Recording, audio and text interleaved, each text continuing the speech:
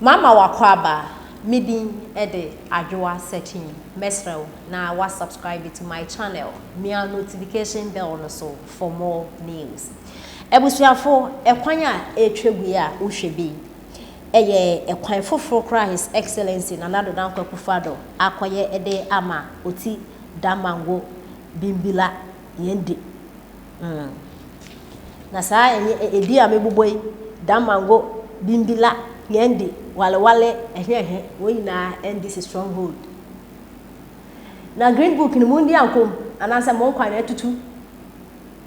what's what to abade ma NDC amayoko ne pa enso NDC fo ba what's mo fa mu twa asini nya de be bo kwan ama mo benante ekwan bone so na mo esu nyansa na His Excellency ba obaya mo mo no was and na NPP4 2024 there be mo so me Wina Oti Damango for the NPP for win already. Nebusiafo. And some way so ewo untumi TV. Eye Jumedia watching the Sempafie a wode boderu efa enyama His Excellency Nana Dankwa Kufado Dubai wa baba ye wona yenti ese ne nsem no esi ekoi. Ya kwan bia 2009 me kuro kura sante a chempra so 1999 ane ye chenkane aba ho Wallace ana chenkane aba krom ho eba urua rectification me tu chama Rollins so ade pa na mom akwan pa si aban bia bakonya so within a space of 6-7 years why akwan de aban bia ni ho MPP why akwan ye de woni ho de and so still yet to come here ya betu about 2016 elections former president Mama Konya Western region said going Ghana akwan nyina wo champo se na nado ekwa Western region no ada because akwanya no aye no Nana Dankwa Kufado ehunu anu se Nana no wo Western region say akwanyina omo kwanya nti Nana Dankwa Kufado ba wo me ma kwan mam asem na Nana kan wo boa akwanya aye ewo ba state o Ghana ha hwe akwanya MPP fo yi no krom ha nyina chi amanfo su kwan ko jama no of ko adanse ko piemu achema ko achema nako kwabre ko bosumi fre ho nako sha other areas akwan still emfo ni adwuma abaye nyama fo gususu akwan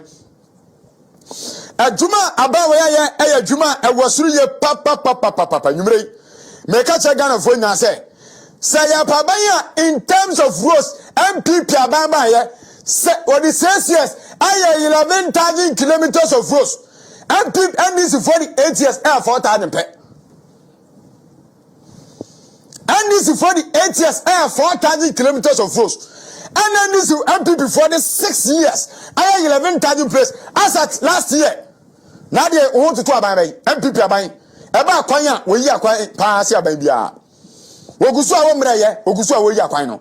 Enwumre yambesa me catches e kwan ba ko a na manfo su ho. Aye oti Damango kwantepo hwe ukom voter region oti regional wo mutu o ma ba nyina de ma NDC we koso kire abato a yeto ne yekenka no exese opa regional o mutu aba pa de ma NDC a voter region edima kutinye pa wo mutu aba de ma NDC for pa ba we wusem se so kwhye wo mutebia no wo yobia in terms of development wo ma ka kire pa na no ya MPP ababa ye akwai 94 kilometers akwanya na ajrega abanya bie wo complete abusa fami kubanim yes oti Damango bimbira kwan obi amabi yaka akwanya ya na manfosu o na ban na ese na dai we 94 kilometer oti Damango bimbira yendi kwantempon kwan no nana ane township nyina Nana Dankwa Kufado adaruma ai nei wo via kwani nyina ameno kasa ni patam intersections ahodo a e wo traffic light na bi ni ho any street ni nyina NPP aban aye wo dualization ewo oti Damango bimbila yendi kwantempa so sanya no kra ye biela nsitu wo nka se meboa akwanya aban wo ye dwegu ho wo yendi dia oti Damango mo amo hye me pam cho edu amu same sa asemu ameka no eye no kra anase nya no kra enwure yansha akwa no bi na fami kumanim na yansha sade esitie yes oti Damango ekwa ne nie Sa stretch way abusiafo around we say NDC for the trans 8 years. 8 years under the watch of NDC amamo boni. A good force it can dear for one mujin komia. A conway, woman first meant back grankoso. No we jaw come turn up so koye. MPP ababa within a space of 3 years. Sa conway we and so okoha. One two member nyina edema NDC for. Chakwa nyafe. MPP abanda Roma. Sa stretch here ko nyina NDC for the trans more than 28 years as 29 years. Sa ko man fa ba so. Aba we ba ye ana oti Damango kwan wo wie ni nyina. So oti Damango bibila ti yendi kwantempo. Convert region. Tisim go pie mo na te region. Akwan no abana wie wo biatum. Ai nei wa pa ontoma. Abisafo ya tsramu adwuma MPP aban taxpayers money besi a waburu no krom ya no wadi bia ye wire asphaltic road akwanya yagu no asphalt ana bana yo adema de sia wonmuwa bibila Damango ani yendi oti kwantempo so dia abrawo sam ne se ani si for trot na nanom tankonya kwamwo fo sui yekonio mama amata obonmoto wanye kwan na ma adehye no nana de kokufo de ba obona probo ana nana no de tu nanim se nana yekwan ni o ye suo na MPP nana de kokufo etie nana no sufre ana asa kwa we yama wo mo de aka MPP ase NDC yaka MPP ose NDC kwan we yatu ho no fe e de ma adehye a wono mpatem nyame nsira mapani nana adem kokufo ado enna dwuma so a wo ye o awio kwan nkuma mutwoma an semote wo ko school semote en na wiase nyina nipa ye boni din na wiase nenim no e kwan nkuma